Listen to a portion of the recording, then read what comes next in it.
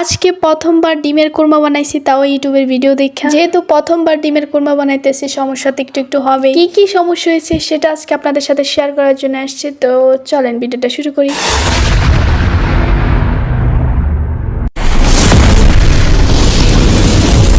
Hello জনগণ, আসসালামু আলাইকুম, welcome back to my channel. কি অবস্থা সকলে? আশা করছি সবাই ভালো আছেন। আবার নতুন একটা ভিডিও নিয়ে চলে আসলাম। সো আজকে আমরা বানাবো ডিমের কোরমা, তাও ইউটিউবের ভিডিও দেখে। যেহেতু আজকে ফার্স্ট টাইম আমরা বানাবো, তো জানি না আমাদের হয় কিনা। আদৌ হইলেও খাইতে হবে, না হইলেও খাইতে হবে, এছাড়া কোনো উপায় নেই। কারণ হচ্ছে আজকে আমাদের দুইটা আইটেমের রান্না করা হচ্ছে, এক হচ্ছে ডিমের কোরমা আর এক হচ্ছে ডাল রান্না করা হচ্ছে। যদি আমাদের ডিমের কোরমাটা ভালো হয়ে যায় তাহলে তো খানা একদম জমে যাবে, আর যদি ডিমের কোরমা না হয় তাহলে তো কপালে দুঃখ ছাড়া আর কিছুই নেই, দুপুরে ভাত খাওয়া আর হবে। যাই হোক, ডিমের কোরমাটা ভালো হয়ে গেলেই বাঁচি।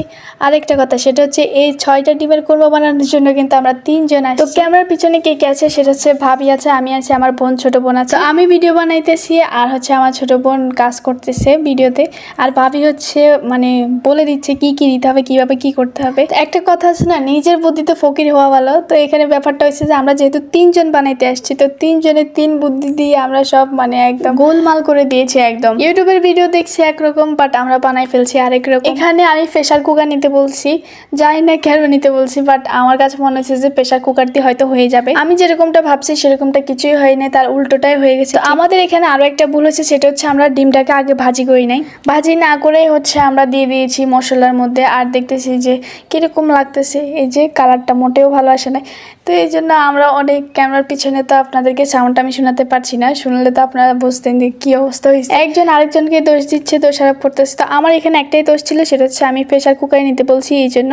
তো পরবর্তীতে কিন্তু এটা চেঞ্জ করা হয়েছে, কোনোভাবেই মশলার মধ্যে ডিমগুলো ডুবতেছিল না, এই জন্য আর কি এটা চেঞ্জ করা হয়েছে। পরে হচ্ছে পানি অ্যাড করা হয়েছে, এরপর দেখতে পাচ্ছেন যে একদম ভালো করে এগুলো ডুবতেছে। ডুবার পরে দেখতেছে যে এটার কালারটা ভালো আসতেছে না, এরপর হচ্ছে আবার এটাকে ভাজি করা হয়েছে, দেন হচ্ছে এটাকে আবার মশলার মধ্যে দেওয়া হয়েছে।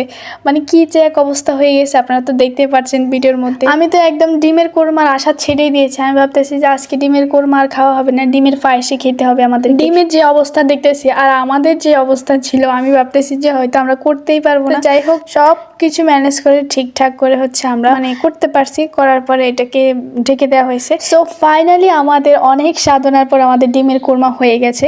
তো এখানে ডিমের কোরমাগুলো দেখতে অনেক ভালো লাগতেছে, মানে আসলে এটা অনেক স্বাদ হয়েছে। তো এখানে 4টা ডিম আছে, আপনারা আবার ভাইবেন না যে 2টা নষ্ট হয়ে গেছে। 2টা হচ্ছে আমার আব্বু আর আম্মু ভাত খাইছিল, ওনারা 2টা নিয়ে নিয়েছে। তো ডিমের কোরমা তো হয়ে গেছে, এখন হচ্ছে আমরা একদম গোসল টোসল করে হচ্ছে নামাজ কালাম পরে ভাত খাইতে চলে আসছি। আর আমি একদম মশলাযুক্তটা নিছি, এটা খাইতে এত মজা লাগছে, মানে আমরা ভিডিওতে যেমন দেখছি আর কি ওই রকমই হয়েছে। তো যাই হোক, প্রথমে একটু কষ্ট করতে হয়েছে। আর আমাদের এখানে কিন্তু আমরা বেশি কিছু অ্যাড করি না, জাস্ট পেঁয়াজ দিয়ে হচ্ছে আমরা করে ফেলছি। তো ভিডিওটা আজকের মতো এ পর্যন্ত। আপনাদের কাছে কেমন লেগেছে অবশ্যই কমেন্ট করে জানাবেন। ভিডিওর কোনো অংশ যদি আপনাদের কাছে ভালো লেগে থাকে অবশ্যই একটা লাইক করবেন, আর কমেন্ট করে জানাবেন আপনাদের কাছে কোন পার্টটা ভালো লেগেছে। কোরমাটা খাইতে কিন্তু অসাধারণ হয়েছে, তো আপনারা চাইলে বাসায় ট্রাই করতে পারেন। ভিডিওটা আজকের মতো এ পর্যন্ত, ভালো থাকবেন, বাই।